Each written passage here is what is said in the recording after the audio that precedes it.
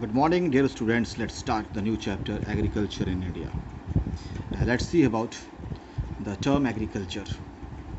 The term agriculture means the growing of the crops by the human beings, by the man, by the help of the artificial management, or the man. It or in the simple form in the book you can find it written man's management of environment to produce food. So very the simple language. So this is the agriculture. Now if you find here India, the net sown area in India is 46.6%. What is the meaning of net sown area? Net sown area means 46.6% land in our country is used for agriculture. So this is known as the net sown area. And another thing you will find, about 2/3 of Indian population, they depends upon agriculture. Now either they are engaged in agriculture or they may be engaged in some other activities or maybe industrial activities that uses the agricultural raw material as a product.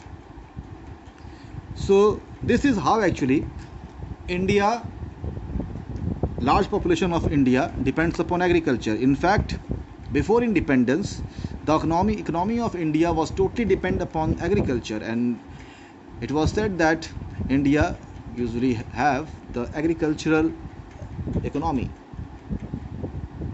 But after the introduction of industrial revolution, and when the new industries were established and new industrial areas were developed in India and urbanization started, and in one word we can say industrialization also started. And what happened, the large number of people, they started migrating to the cities, the urban places. And this is the time actually after independence and since till present, we have seen a large number of people have migrated to the urban places. But still you will find there is a large number of people still living in the rural areas. And in fact, if you find the population of the rural areas still is more than the urban areas. Now the first thing I want to show you about the land use. Now this is the land use known as the agricultural land use.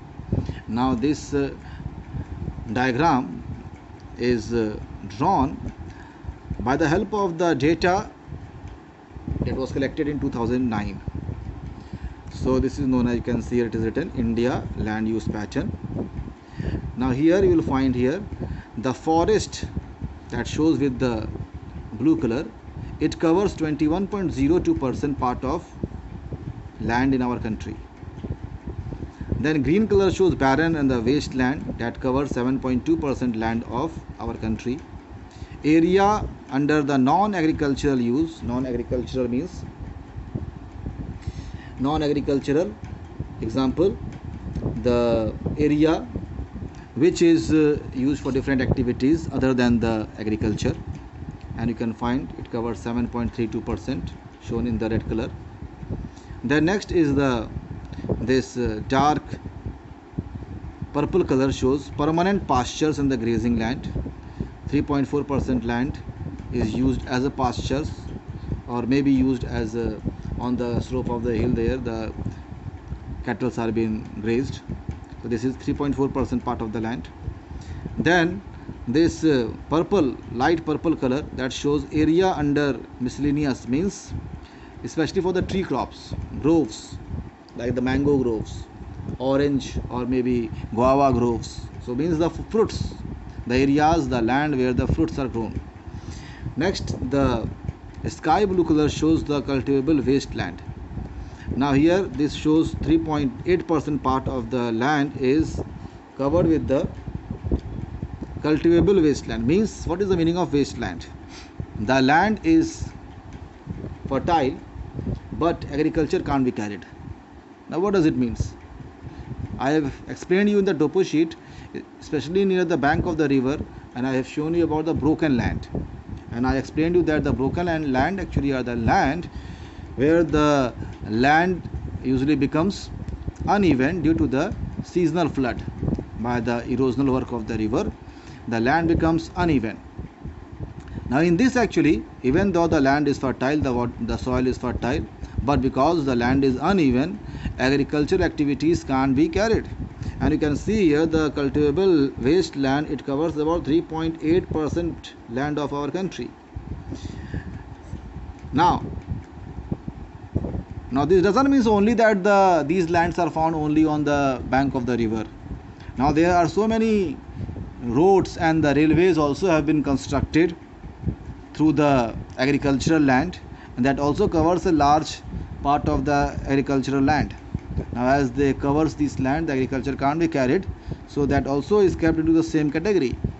Now next, the orange color shows the fallows other than current fallows. What is the meaning of fallows? Fallows word means the land which is usually left without agriculture. Now when the farmers, they just grow continuously crops which exhaust the soil, and what happen, continuously practice of agriculture may lead to the unfertility of the ground. So the farmers, they leave that land for some years so that the land may retain its fertility. Now that's those lands which are left for some years, no agricultural activities are carried. Now they are called fallows. Now here two types of fallows are there. One is a fallows, another is a current fallow.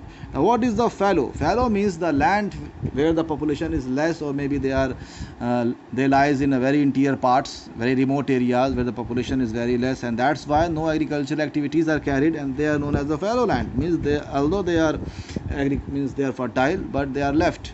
Means no agricultural activities are carried here.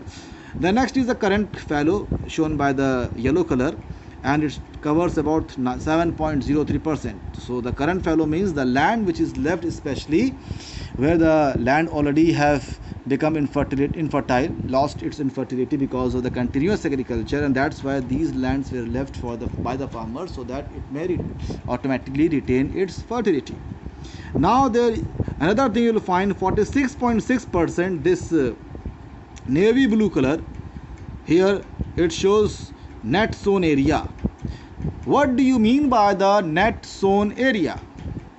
Net sown area means the land which is usually used for agriculture. So this is how you can find, you have seen here that this is the agricultural land use. The land which usually either is covered with the crops or natural vegetation. So this is the land where the agricultural activities may be carried, can be carried, but only 46.6% land usually is used for agriculture, but other portion you can find there, either they are covered by the forest, or they are maybe the barren land or the wasteland, or maybe used for their non-agricultural use, or maybe used for the pasture and the grazing, or maybe the tree crops, and or maybe left as a fallows.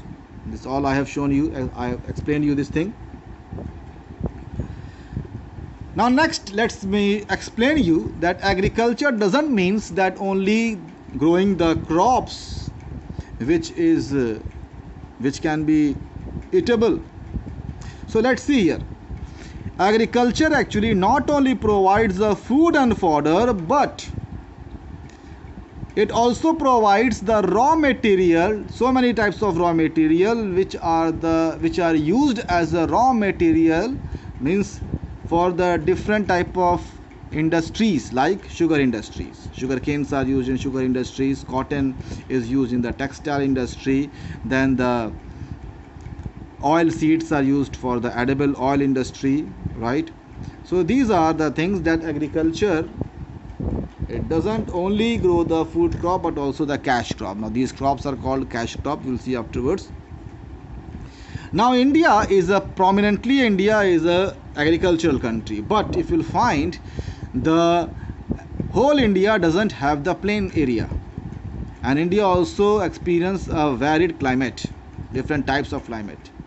In the North India we experience a winter season and the summer season. In the south there is only one type of season, only summer season that is experienced. Winter is not experienced there.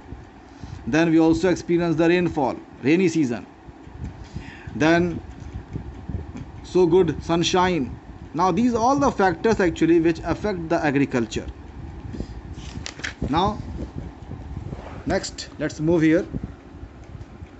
So if you'll find here, with the advancement in the field of science and technology, even in the agriculture also, the different types of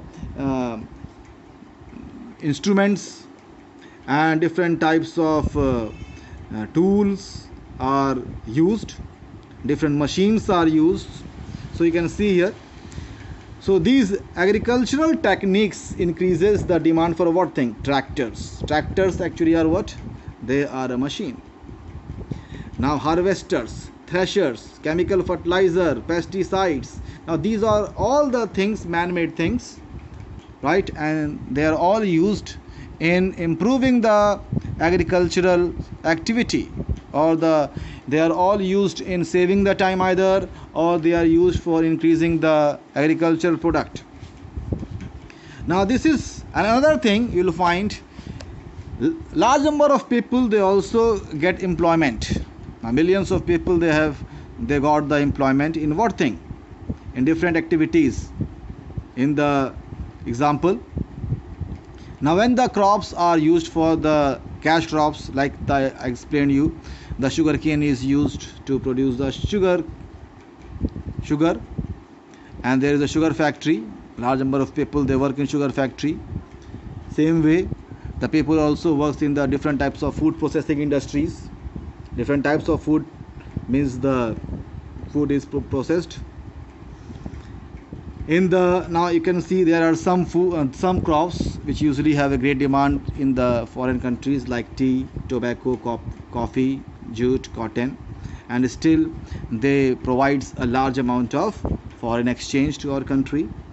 So this way agriculture still stands a very important place in our country, and still it is a backbone of our country.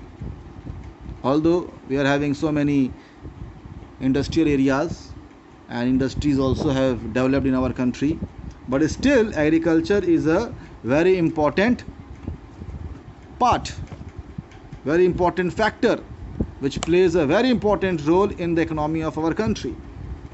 Now next thing we are going to see about the silent features of Indian agriculture. And first thing we are going to see, the first silent feature is the dependence on monsoon. Now if you'll find here, before independence, the farmers, they totally depend upon the monsoon. Monsoon means rainy season. And you will find the monsoon season is very, very highly unreliable. Unreliable means sometimes it comes earlier, it arrives very early, sometimes it arrives very late. At the same time, they are very uncertain, irregular. Some more words we can use: uneven distribution. Uneven distribution means some area receives very high rainfall, some region receives very less rainfall. And this is how actually it affects the crops in our country. But still at present, even the government of India, they have developed so many dams, large dams, to collect the water. And by collecting this water and through the canals, they just distribute the water in different parts of our country. But still, and another thing, in the plateau region and the hilly areas, by building the big tanks, the water has been collected.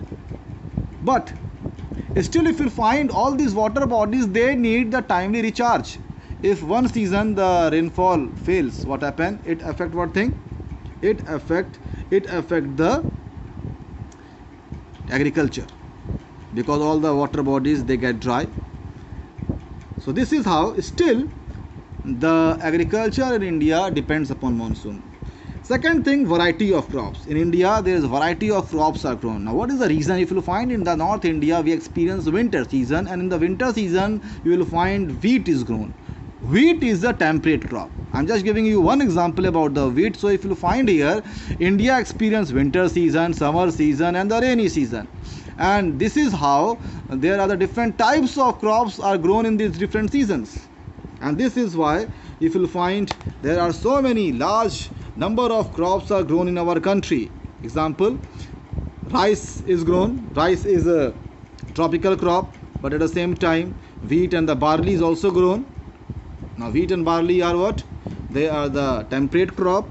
So both the tropical crop, subtropical crop, temperate crops, all the crops usually are grown in our country. Next is the preponderance of food crop. What is the meaning of preponderance? Now as we'll find here, our country have a very large population, and to feed this large population, that's why we'll find the large number of farmers, they grow only the food crops, because the food crop have a great demand in our country, and this is known as the preponderance of food crops. So you can find here 2/3 of the total cropped area is under the cultivation of food crops. So the total net sown area, 2/3 part of the total net sown area, food crops are grown. Now next is the agricultural pattern. Now in our country we are having 3 cropping season. Crops which are grown in the rainy season are known as Kharif. In the winter season, crops which are grown are known as Rabi. Now Kharif season, some examples are rice. Rice is a very good example. And for the Rabi crop, wheat is a very good example, wheat and the barley. Then between the Rabi and Kharif, there is a short season in the month of March, April and May. And we will find in this short season, that season is known as Zaid season. So in some parts of our country where the irrigation is available, the farmers, they grow some different types of crops, which or maybe the vegetable which suits the that climatic condition of that region. So these are the 3 types of, this is how we are having the 3 cropping season. What are they? Kharif season, Rabi and Zaid season. So this is how it is given here. As you can find here, the Kharif season, some important crops are rice, maize, jowar, bajra, cotton, sesame, groundnut, pulses and jute. These all crops are kept into this category, Kharif and Kharif season. And you will find it starts from April and May, right? Ground is prepared in April and May, but actually the seed is sown in the June, after the arrival of the rainy season. And what happened? The harvesting is done in the November. Rabi season, the ground is prepared in the end of the October, and what happened? The harvest takes place in March. But again after the March and April, there is a short season, Zaid season, and in this Zaid season, usually the months are not given here. So in some areas, usually the month of March, April and May, these 3 months usually crops are not grown. But in some areas where the irrigation is available and the climatic condition also favors the crops, so the farmers, they grow rice. It's like example in Tamil Nadu. So there the farmers have a favorable climate, so the rice is grown, maize can be grown, groundnut and vegetables are usually grown, fruits are grown. So we are having 3 seasons. So today I think we should just cover only up to here, because next session I will start with the Green Revolution. I will explain you what is the meaning of Green Revolution, how it has in fact affected the agriculture in our country, and then what are the important measures were taken to adopt the Green Revolution in our country, India. Then we will see about the problems of the Indian agriculture, and then we are going to see about the types of farming in India, right? And only these 3 topics are left. So I think next session we start it, because already if I start the next topic, it may become very lengthy. So let's finish it here. Okay, all the best, all of you. Revise this, read this chapter and revise the previous chapters.